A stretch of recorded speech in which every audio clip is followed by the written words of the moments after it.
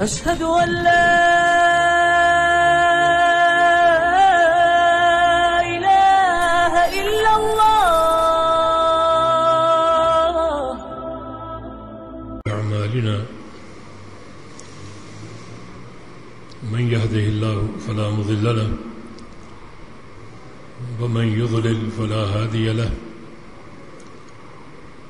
وأشهد أن لا إله إلا الله وحده لا شريك له وأشهد أن محمدا عبده ورسوله. يا أيها الذين آمنوا اتقوا الله حق تقاته ولا تموتن إلا وأنتم مسلمون. يا أيها الناس اتقوا ربكم الذي خلقكم من نفس واحدة وخلق منها زوجها وبث منهما رجالا كثيرا ونساء واتقوا الله الذي تساءلون به والأرحام إن الله كان عليكم رقيبا. يا أيها الذين آمنوا اتقوا الله وقولوا قولا سديدا يصلح لكم أعمالكم ويغفر لكم ذنوبكم ومن يطع الله ورسوله فقد فاز فوزا عظيما. أما بعد فإن أصدق الكلام كلام الله وأحسن الهدي هدي محمد صلى الله تعالى عليه وسلم وشر الأمور محدثاتها وكل محدثة بدعة وكل بدعة ضلالة وكل ضلالة في النار. من يطع الله ورسوله فقد رشد واهتدى ومن يعص الله ورسوله فقد ضل وغوى. اللهم صل على محمد وعلى آل محمد كما صليت على إبراهيم وعلى آل إبراهيم إنك حميد مجيد. اللهم بارك على محمد وعلى آل محمد كما باركت على إبراهيم وعلى آل إبراهيم إنك حميد مجيد. سبحانك لا علم لنا إلا ما علمتنا إنك أنت العليم الحكيم. رب اشرح لي صدري ويسر لي أمري واحلل عقدة من لساني يفقهوا قولي. أعوذ بالله من الشيطان الرجيم من همزه ونفخه ونفثه. بسم الله الرحمن الرحيم. إذا زلزلت الأرض زلزالها وأخرجت الأرض أثقالها وقال الإنسان ما لها يومئذ تحدث أخبارها.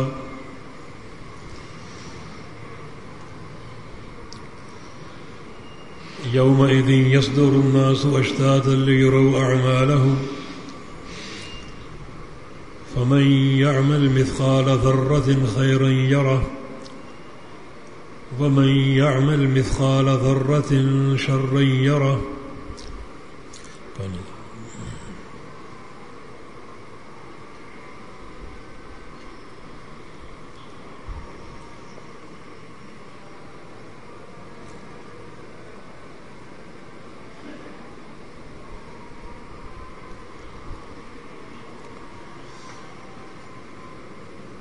یہ سورہ زلزال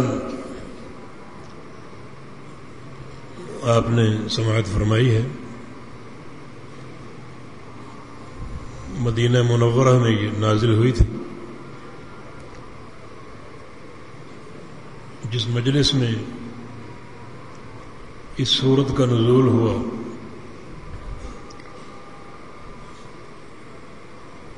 اس مجلس میں امت کے صدیق سیدنا ابو بکر رضی اللہ تعالی عنہ موجود تھے،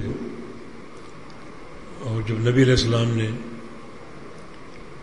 اس سورہ مبارکہ کی تلاوت فرمائی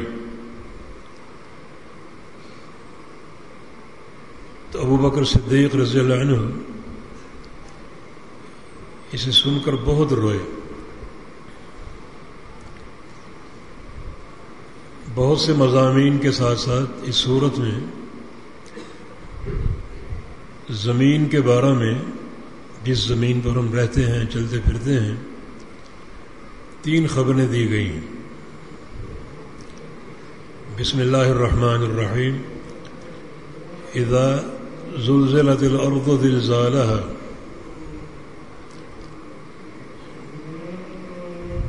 جب زمین کو ہلایا جائے گا، حرکت دی جائے گی، اور بڑی شدید حرکت. زلزلہ اس میں شدت اور تکرار کا معنی ہے، یعنی زمین کو سختی سے ہلایا جائے گا، حرکت دی جائے گی، اور بار بار. یہ قیامت کا وقوع ہے.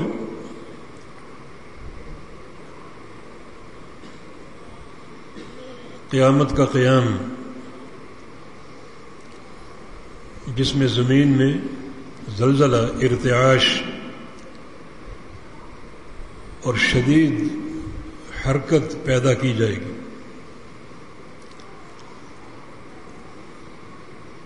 عام زلزلے آتے ہیں، دنیا پریشان ہو جاتی ہے 2-1 جھٹکوں پر، لیکن قیامت کے وقوع پر یہ جھٹکے بڑی شدت سے اور بار بار محسوس ہوں گے.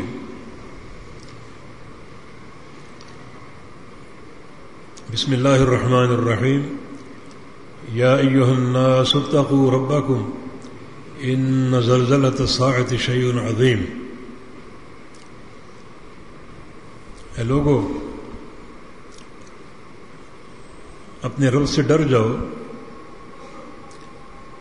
بے شک قیامت کا زلزلہ بہت بڑی شے ہے، بڑی خطرناک،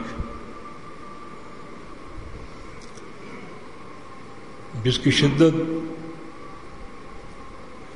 ان 3 باتوں سے اجاگر ہوگی. یوم ترونها تذهل كل مرضعة عما ارضعت. ان جھٹکوں کو دیکھ کر ہر وہ عورت جس کی گود میں دودھ پیتا بچہ ہوگا، وہ اپنے بچے سے غافل ہو جائے گی. اس کی طرف کوئی توجہ نہ ہوگی. اس کی جہاں مرضی وہ گرے پڑے، کوئی توجہ نہ ہوگی. حالانکہ گود میں دودھ پیتا بچہ، بڑی اس کی کشش ہوتی ہے، اور بڑی شدت کے ساتھ اس کو اپنی ماں کی ضرورت ہوتی ہے، اور ماں بھی یہ بات جانتی ہے. لیکن قیامت کے جھٹکوں کو دیکھ کر وہ اپنے بچے کو فراموش کر دے گی.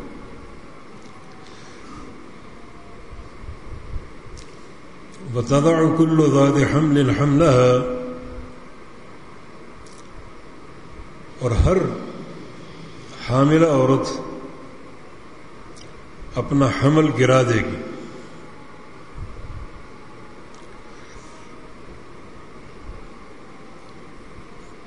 جو اس ہولناکی کو دیکھ کر اپنے بچے کو جنم دے دے گی.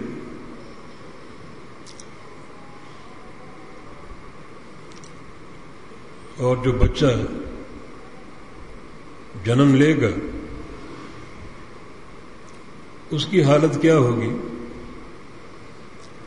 کیف تتقون ان کفرتم یوما یجعل الولدان شیبا. اس دن کی شدت سے کیسے بچ سکو گے جس دن کی ہولناکی کو دیکھ کر دودھ پیتا بچہ بھی شدت غم سے بوڑھا ہو جائے گا.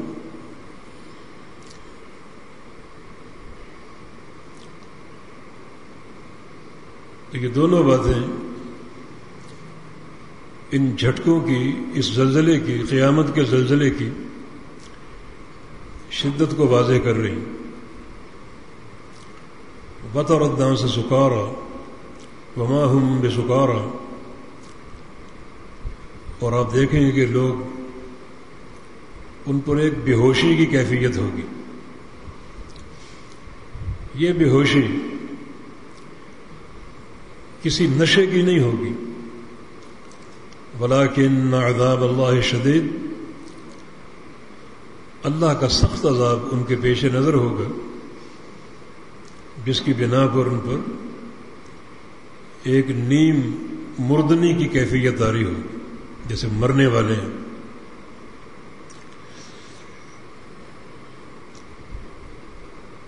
تو اس زلزلے کی خبر ہے سورہ زلزال میں،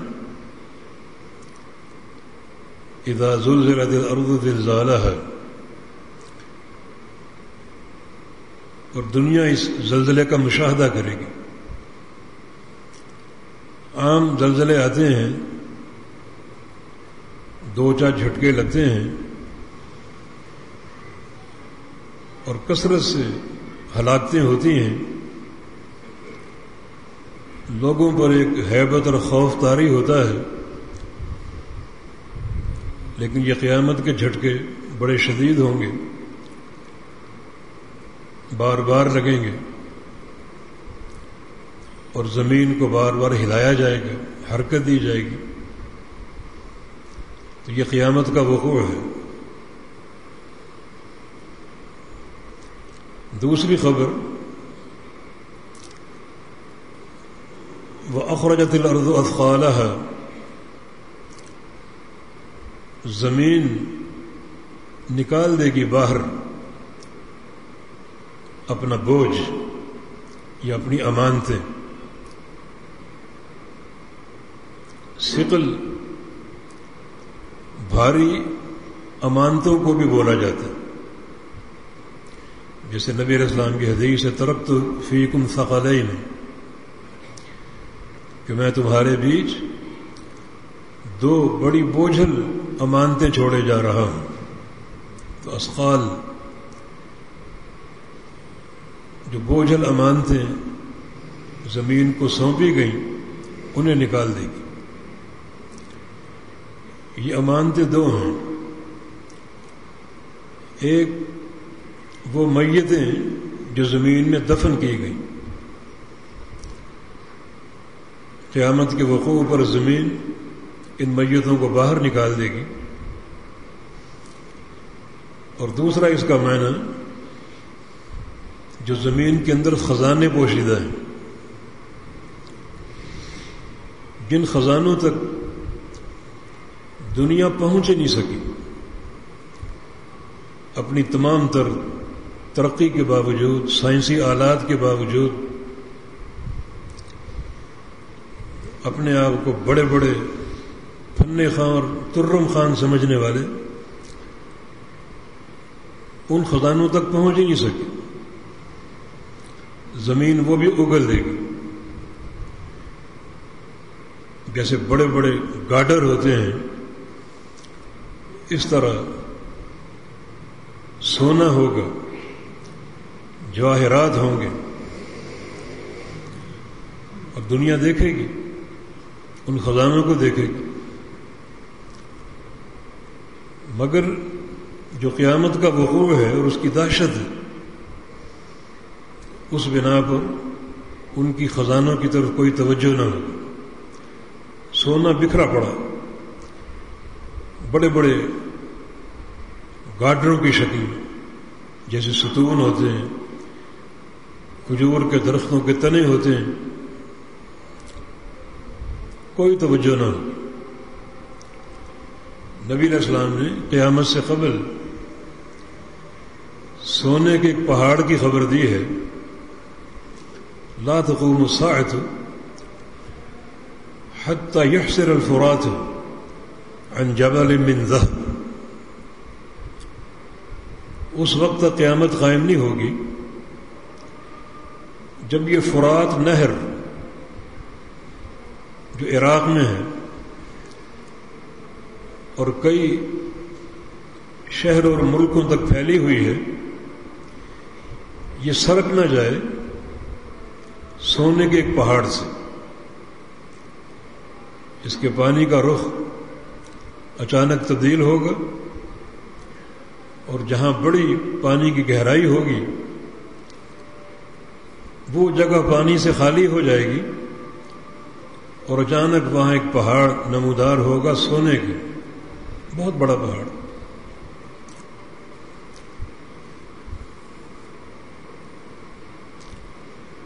اور نبی علیہ السلام نے ہدایت دی کہ اگر تم وہ پہاڑ دیکھ لو تو اس سونے کو حاصل کرنے کی کوشش نہ کرنا. وہاں بڑی ہلاکتیں ہوں گی، بڑے لوگ مر مر کر گریں گے اس سونے کے پہاڑ کی خاطر، اس سونے کو حاصل کرنے کے لیے.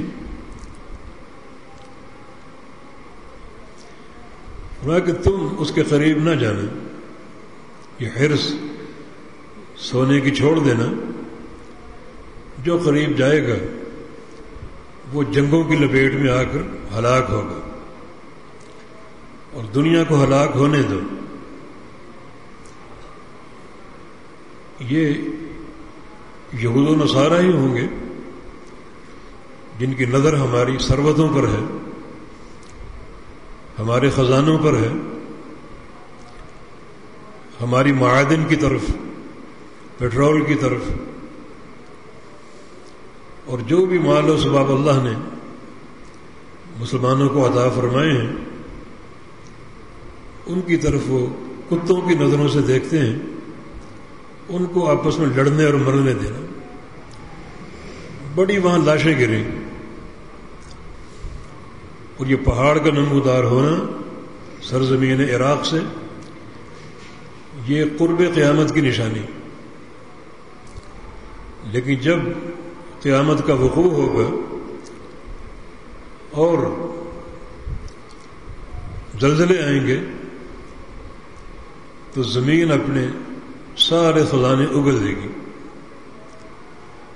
ساری امانتیں باہر نکال دے گی.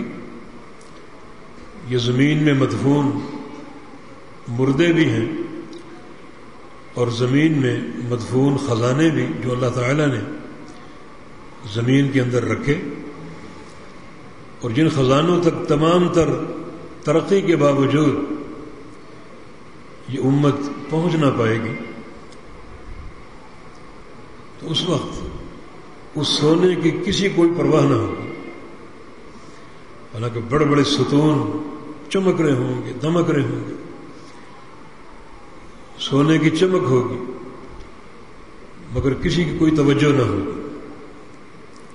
وَإِذَا الْعِشَارُ عُطِّلَتْ، ایک اور مقام پر جب قیامت کا وقوع ہوگا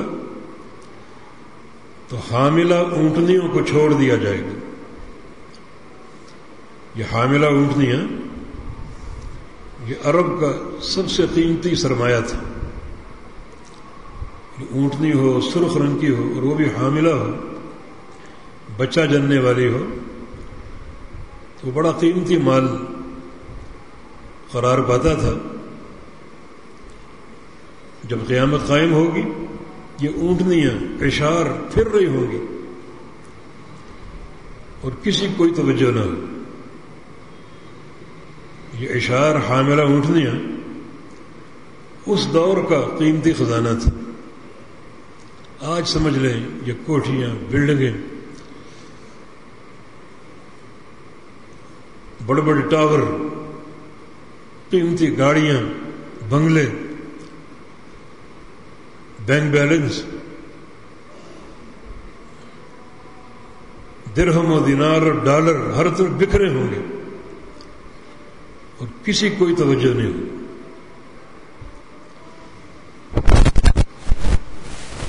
قیامت کا وقوع اور قیامت کا چہرہ یہ لوگ دیکھ چکے ہیں۔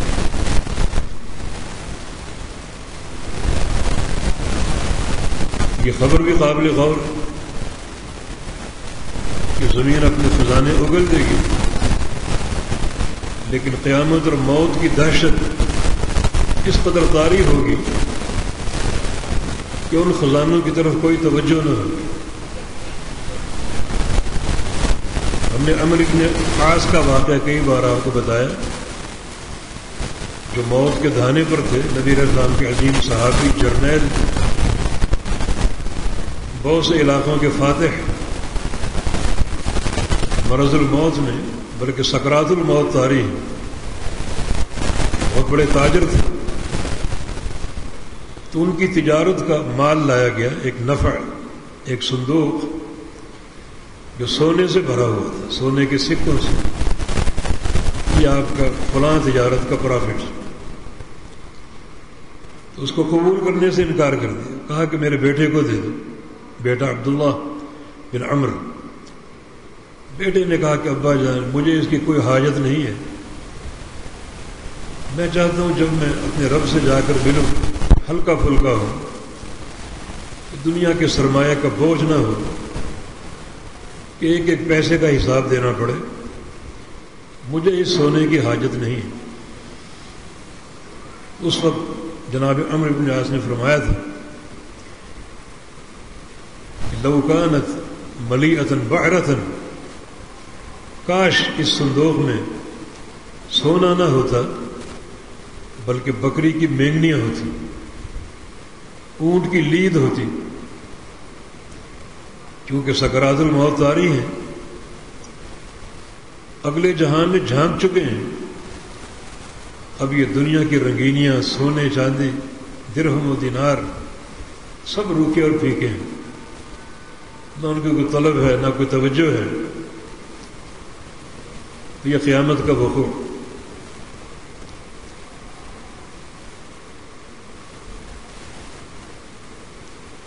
وقال الانسان ما لها، انسان شدت خوف سے کہے گا یہ زمین کو کیا ہو گیا،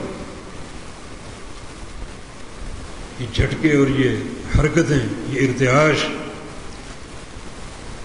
اور زمین کا پھٹ جانا اور سربتوں کا نکل آنا، کیا ہو گیا زمین۔ یہ انسان کے الفاظ اس کے خوف کی شدت کی بنا پر ہوتا۔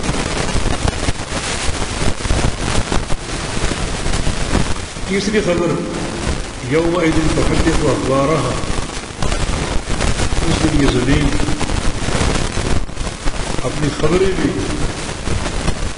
ظاہر کر دے گی اور کھول دے گی، جو زمین کے اندر پوشیدہ راز ہیں وہ زمین سارے بیان کر دے گی۔ یہ راز کیا ہے؟ ہر انسان کی، حضرت انسان نے جو کچھ کیا ہے زمین کی پشت پر کھڑے ہو کر کیا، نیکی ہو یا برائی ہو، زمین ہر بندے کے ہر راز سے آگاہ ہے، بندے کی ہر حرکت کا مشاہدہ کرتی ہے، پوری طرح ہر انسان کی رازدان ہے۔ تو قیامت کے وقوع پر زمین تمام راز اگل دے گی، بیان کر دے گی، اور کوئی راز چھوڑے گی نہیں، کیونکہ آگے کیا ہے؟ بِأَنَّ رَبَّكَ أَوْحَىٰ لَهَا، زمین تمام خبریں دے گی کیونکہ تیرے رب کا زمین کو آرڈر ہوگا کہ ہر خبر کھول دو، ہر خبر بیان کر دو، کوئی بات چھپانی نہیں ہے، کوئی راز سینے میں نہیں رکھنا، ہر راز کو اگل دو، ہر خبر دے دو۔ تو پھر زمین کیسے کسی خبر کو چھپا سکے گی؟ یہ موقف بڑا خطرناک، جب یہ زمین ہمارے ہر خیر اور شر کی گواہی دے گی، یہ اللہ کا فضل کہ اس نے ہمیں یہ خبر دے دی. اب یہ لمحہ فکریہ ہمارے لیے ہے کہ ہم زمین کو کیسی امانتیں دیں، کیسے راز زمین کے سینے میں ڈالیں، کیونکہ ہر راز برآمد ہوگا، ہر راز باہر آئے گا. یہ بات ہم نے سن لی. اب ہمارا رد عمل کیا ہونا چاہیے کہ زمین کے سینے میں ہمارے کس قسم کے راز ہوں، کیونکہ یہ سارے راز قیامت کے دن منکشف ہوں گے، کھلیں گے.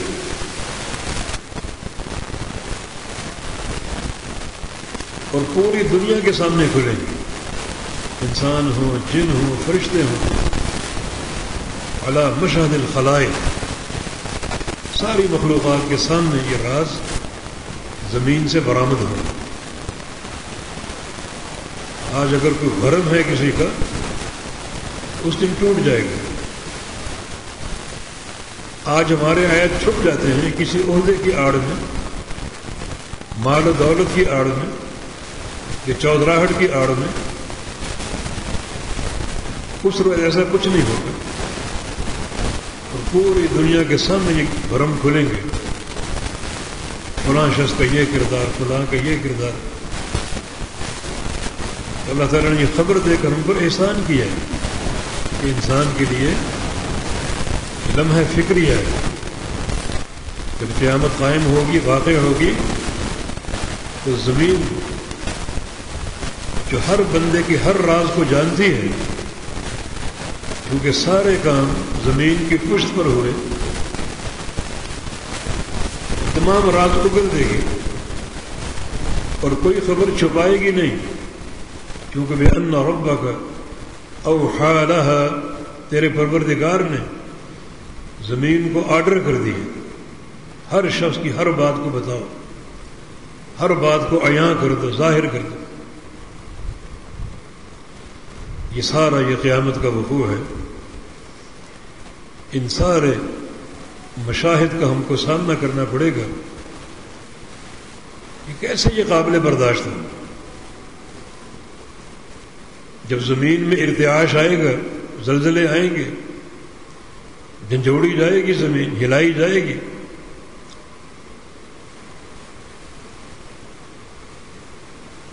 تو سارے پہاڑ جو ہیں جڑ سے اکھیڑ دیے جائیں گے. اوپر کو یہ پہاڑ لہرا رہے ہیں. اس منظر کی تاب کون لا سکے گا؟ اور پھر اللہ رب العزت ان پہاڑوں کو توڑے گا، ذروں میں تبدیل کر دے گا، اور زمین پر گرا کر سطح زمین کو برابر کر دے گا. یسألونک عن الجبال قل ینسفها ربی نسفا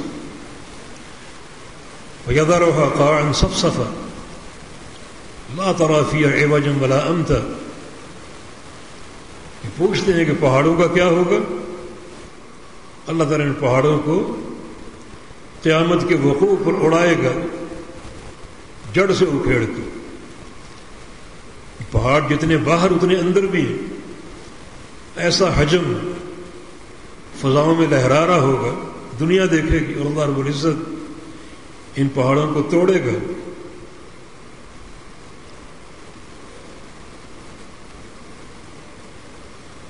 اور ذرے بنائے گا، خاک میں تبدیل کر دے گا، اور زمین پر گرا کر سطح زمین کو برابر کر دے گا. یہ زمین ایک چٹیل میدان ہوگا. ساری عمارتیں، بڑی بڑی بلڈنگیں زمین بوس ہو جائیں گی. تمہاری ترقیاں قیامت کی ایک جھلک پر تباہ و برباد ہو جائیں. کوئی چیز باقی ہے تو وہ میرے پروردگار کی توحید ہے اور مومن بندوں کا ایمان.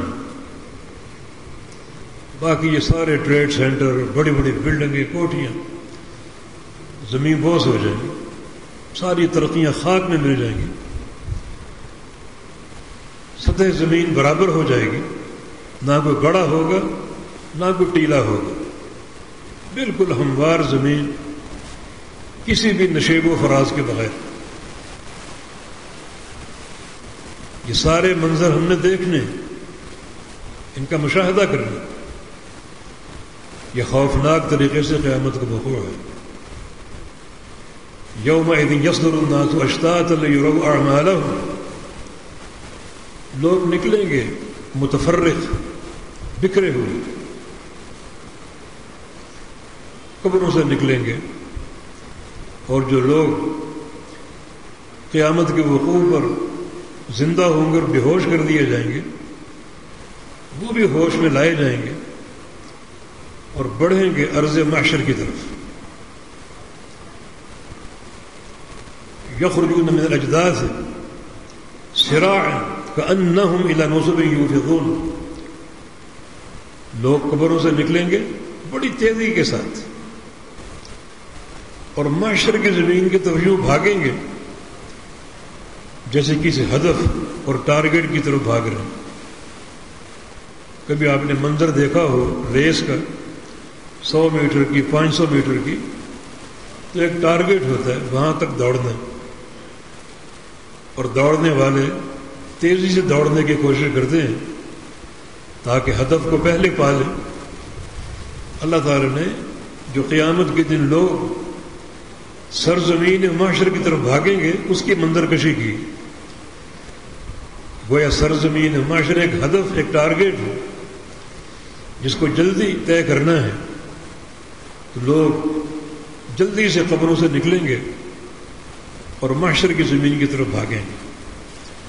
ایک عجیب خوف و ہراس کی کیفیت ہو۔ کیوں بھاگیں گے؟ تاکہ انہیں ان کے اعمال کی خبر دی جائے، اپنے اعمال دیکھیں۔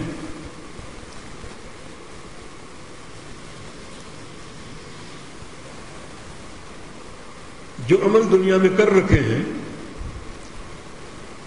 وہ سب دیکھنے ہوں گے، سب کا مشاہدہ کرنا ہوگا۔ وجدوا ما عملوا حاضرا، ہر بندے نے جو عمل کیا ہے وہ اپنے سامنے پائے گا۔ ہر بندہ ہر عمل کو دیکھے گا۔ اللہ رب العزت حساب و کتاب لینے والا، کسی چیز کو بھولے گا نہیں۔ بندوں کی ایک ایک حرکت اللہ تعالیٰ کو یاد ہے اور اللہ حساب لے گا۔ یہ ہر بندے کا معاملہ ہے۔ متفرقین سارے قبروں سے نکلیں گے، اور اس کی ایک تفسیر یہ ہے کہ عرض محشر سے جماعتوں کی صورت میں نکلیں گے تاکہ اپنے اعمال کے مطابق جنت یا جہنم کا داخلہ حاصل کر سکیں۔ یہ ہر انسان کا انجام ہے۔ یہ خبریں اللہ تعالیٰ نے دے کر ایک ہم پر احسان عظیم کیا۔ کوئی چیز چھپائی نہیں ہے۔ قبر میں کیا پوچھنا ہے وہ ایک سوال نامہ ہے، سوال ظاہر نہیں کیے جاتے، اللہ نے ظاہر کر دیے، یہ سوال ہوں۔ جب اللہ تعالیٰ کے سامنے روبرو پیش ہوں گے، اللہ تعالیٰ نے کیا باتیں کرنی ہیں اور کیا سوال کرنے، وہ بھی اللہ تعالیٰ نے ظاہر کر دی۔ قیامت کی خبریں بتا دی، ہولناکیاں بتا دی، تاکہ خوف پیدا ہو اور عمل کی طرف رغبت ہو، اور قیامت کی نعمتوں کا ذکر کر دیا تاکہ شوق اور خواہش بڑھے اور عمل کا شوق پیدا ہو۔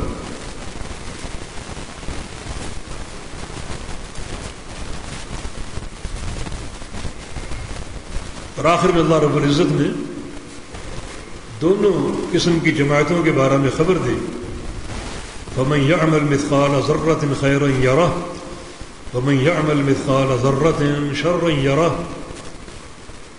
جس شخص نے ایک ذرے کے برابر، ذرے کے دو معنی ہیں، ایک چھوٹی چیونٹی جو سب سے چھوٹی چونٹی ہوتی ہے اسے لغت عرب میں ذرہ کہا جاتا ہے، یا ذرہ کا معنی ایک ایسی شے جو اتنی چھوٹی ہوتی ہے کہ اس سے چھوٹی کوئی چیز نہ ہو، وہ ذرہ کہلاتا ہے۔ اس ذرے کے برابر کسی نے کوئی خیر کا عمل کیا ہے تو اسے دیکھے گا اپنے سامنے، اور اسی ذرے کی مقدار میں اگر کسی نے شر کا عمل کی برائی کی ہے تو اسے وہ دیکھے گا اپنے سامنے۔ کوئی چیز پوشیدہ نہ ہوگی، مخفی نہ ہوگی، ذرے کے برابر نیکی بھی دیکھے گا اور ذرے کے برابر برائی بھی دیکھے گا، اور کوئی چیز چھپے گی نہیں۔ اس کی تفسیر ایک حدیث سے اور زیادہ واضح ہوگی۔ ایک بار نبی علیہ السلام نے ایک مجلس میں گھوڑے کا ذکر کیا۔ گھوڑا ایک بڑی باعث برکت چیز،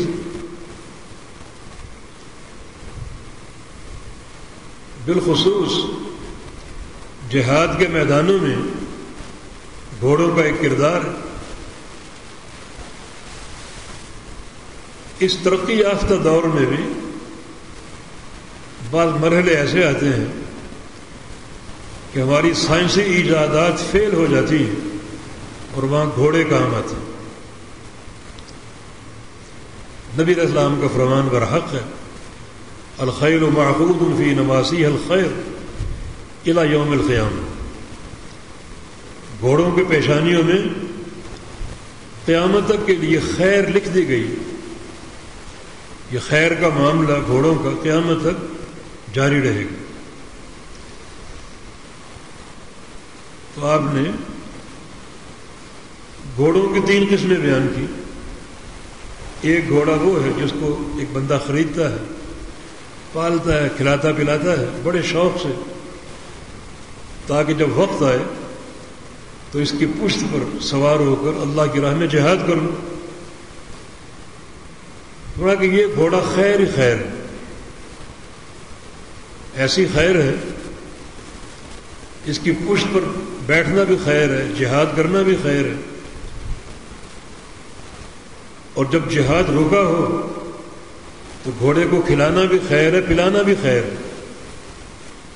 جتنا چارہ کھلائے گا وہ چارہ قیامت کے دن اللہ کے میزان میں تولا جائے گا نیکیوں کے پلڑے۔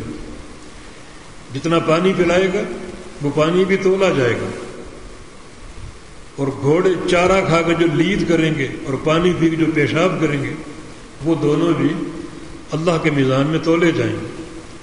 ایسا خیر ہی خیر۔ اور ایک گھوڑا باعث ستر ہے، پردہ پوشی کا باعث، کہ ایک انسان خریدتا ہے، اس پر اپنا کاروبار کرتا ہے، بچوں کا پیٹ پال سکے۔ اور ایک گھوڑا بوجھ ہی بوجھ ہے، جیسے آج کل جوئے کے گھوڑے ہیں، ریس کے گھوڑے، جن پر بڑے بڑے کالے منہ والے لوگ سٹے اور جوئے لگاتے ہیں، یہ شر ہی شر ہے۔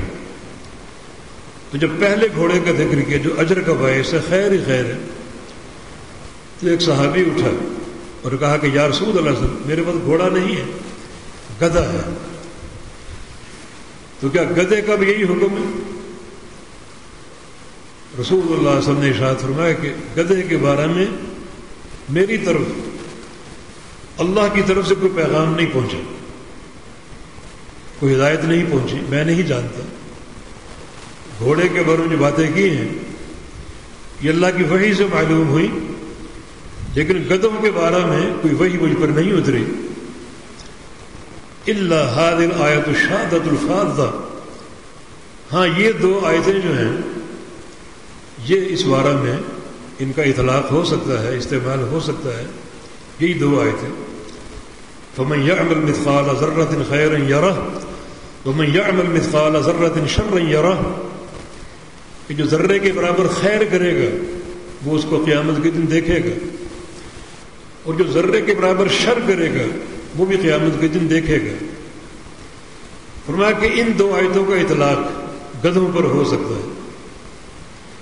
گدھے کو آپ خریدتے ہیں، پالتے ہیں، اس کے ساتھ اگر خیر کا معاملہ کرو گے ایک ذرے کے برابر، تو اللہ تعالیٰ وہ سامنے لائے گا، اس کا اجر دے گا۔ اور گدھے کے بارے میں ایک ذرے کے برابر شر کا معاملہ کرو گے تو اللہ تعالیٰ گناہ کی صورت میں بلائے گا، اس کا گناہ دے گا، اس کا عذاب دے گا۔ ان دو آیتوں کا اطلاق گدھوں پر ہو سکتا ہے کہ ذرے کے برابر نیکی بھی دیکھو گے اور ذرے کے برابر گناہ بھی دیکھو گے۔ اس نیکی کا تعلق گدھوں سے کیوں نہ ہو، گناہ کا تعلق گدھوں سے کیوں نہ ہو، حساب ہوگا قیامت کے دن۔ یہ خوفناک معاملہ۔ ہم گدھے کو حقیر سمجھتے ہیں، گدھوں کے بارے میں قصے مشہور ہیں، لطیفے مشہور ہیں، گدھوں پر ظلم بھی ڈھاتے ہیں۔ قرآن میں گدھوں کی آواز کو بدترین آواز کہا گیا، تو سلوک بھی ایسا ہی کرتے ہیں۔ مگر آپ نے فرمایا کہ گدھوں کے ساتھ ایک ذرہ کے برابر برائی کرو گے تو اس کو گناہ کی صورت میں دیکھو گے، اور ایک ذرے کے برابر اچھائی کرو گے تو اس کو نیکی کی صورت میں دیکھو گے۔ تو اس سے ہٹ کر جو بندوں کے علائق ہیں اس میں کوئی ظلم برداشت کے قابل ہو سکتا ہے؟ ان گدھے کے ساتھ یہ تعلق جس کا حساب و کتاب ہوگا، جو انسانی رشتے ہیں، باپ کا تعلق بیٹوں سے، بیٹوں کا تعلق باپ سے، شوہر کا بیوی سے، بیوی کا شوہر سے، بھائیوں کا تعلق، بہنوں کا تعلق، پڑوسیوں کا تعلق، دوست و احباب کا تعلق، ان سارے علائق میں ذرے کے برابر خیر ہوگی تو اس کو نیکی کی صورت میں دیکھو گے، اور ذرے کے برابر شر ہوگا تو گناہ کی صورت میں دیکھو گے۔ اگر گدھے کے ساتھ سلوک قیامت کے دن سامنے آئے گا تو باقی رشتے تو بہت اعلیٰ عرفہ ہیں، ان کا حساب و کتاب کیوں نہ ہو؟ تو ان سارے تعلقات میں ایک اعتدال پیدا کرو، اللہ تعالیٰ کے خوف کی بنا پر۔ یہ جو نبی علیہ السلام کی حدیث ہے، ان خیر و شر کی معرفت میں، ان دو آیتوں کی روشنی میں یہ حدیث بڑی قابل غور کہ کس طرح خیر و شر کے معاملے کو سامنے لایا جائے گا، اور خیر و شر کی حقیقت کیا ہے۔ گدھے کا سلوک بھی خیر و شر کے میزان میں تولا جائے گا، تو باقی پھر کیا باتیں رہ گئی، باقی معاملات کیا رہ گئے؟ تو بہت زیادہ یہ حدیث غور و فکر کی دعوت دیتی۔ اس حدیث کا اس سورہ مبارکہ کا آخری حصہ، فَمَن يَعْمَلْ مِثْقَالَ ذَرَّةٍ خَيْرًا يَرَهُ وَمَن يَعْمَلْ مِثْقَالَ ذَرَّةٍ شَرًّا يَرَهُ۔ ایک ذرہ کے برابر خیر کرو گے اس کو دیکھو گے، شر کرو گے اس کو دیکھو گے، نیکی اور گناہ کی صورت میں، جزا اور سزا کی صورت میں۔ تو بڑا یہ بھیانک معاملہ، بڑا قابل توجہ ہے اور غور و فکر کی دعوت دیتے ہیں۔ یہ سورہ مبارکہ خلاصہ اس کا یہ ہے کہ اس میں قیامت کے چہرے کا ذکر ہے، بڑے خوفناک طریقے سے قیامت کا وقوع، قیامت کے زلزلوں کی شدت، اس موقع پر ہونے والے بعض امور جن کو بار بار دیکھو اور پڑھو، اور اپنی زندگی کا جو مستقبل ہے، آئندہ کے جو ایام ہیں، لیل و نہار ہیں، ان کا تعین کرو۔ ہمیں کیسا ہونا چاہیے، کیسا بننا چاہیے، کس طرح ہم قیامت کے لیے تیار رہیں۔ یہ دن آنے والا ہے، ایک بندے کی موت ہی اس کے لیے قیامت ہے، حساب و کتاب شروع ہو جائے گا، اور جزا اور سزا کا معاملہ اس کا آغاز ہو جائے گا۔ یہ ساری چیزیں بڑی غور و فکر کی دعوت دیتی ہیں۔ اللہ پاک ہمیں غور و فکر کی توفیق دے، اللہ ہمیں اصلاح احوال کی توفیق دے۔ یا اللہ ہمارے اندر قیامت کی استعداد پیدا فرما دے، یا اللہ ہم سے راضی ہو جائے، اپنی رحمت کا مستحق قرار دے دے، ہمارے گناہوں کو معاف فرما دے، ہمارا اخروی معاملہ تیری رضا اور رحمت اور محبت کے ساتھ ہو۔ یا اللہ اپنی توحید، اپنے پیارے پیغمبر کی سنت ہمارے ظاہر و باطن میں پیوست کر دے، ہر سانس میں توحید ہو، ہر سانس میں تیرے پیغمبر کی سنت ہو، تیری اور تیرے حبیب کی محبت ہو۔ یقین یہی چیزیں کامیابی کا توشہ ہے اور آخرت کی فلاح کا ذخیرہ ہے۔ بالتوفیق بإذن اللہ تعالی اقول قولی ھذا واستغفر اللہ لی ولکم وآخر دعوانا ان الحمد للہ رب العالمین۔